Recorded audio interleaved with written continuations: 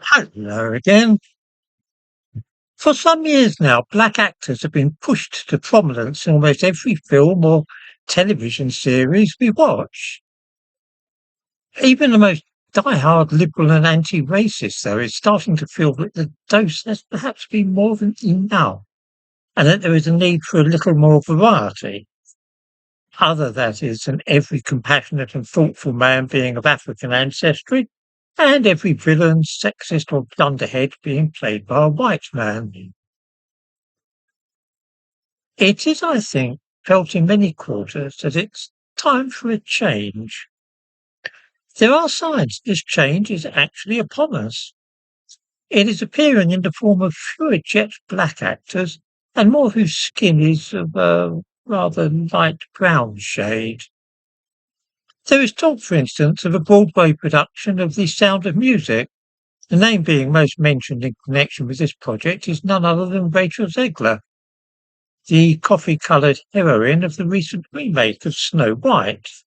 She is of Hispanic origin and certainly dark enough to acquit her of any accusations of whiteness. She may be seen in the thumbnail to this video.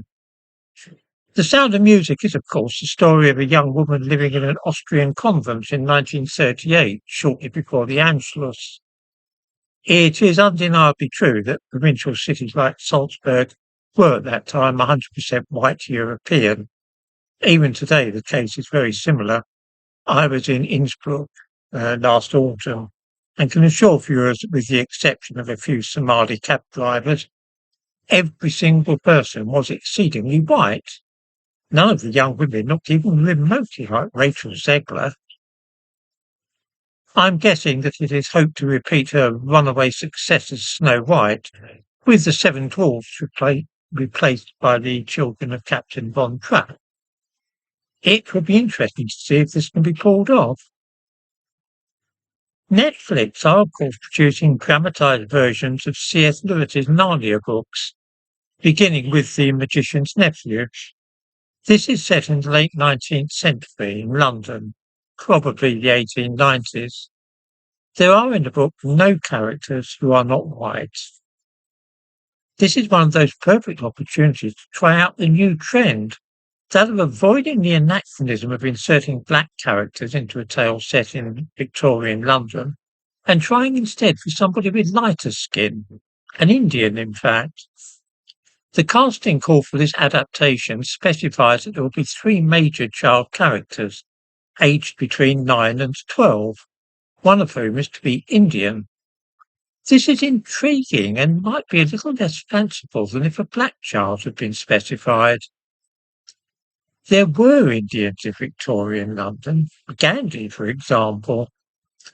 Then, too, a famous children's book written at that time, The Little Princess, by the author of The Secret Garden, also has an Indian character who is crucial to the plot. Actually, a portrayal of late 19th century London with a sprinkling of Indians, mainly, of course, Lascars, down by the docks, but with a few law students like Gandhi, might be pretty realistic, and would not jar quite as much as the attempts to show Africans and Caribbeans all over the place.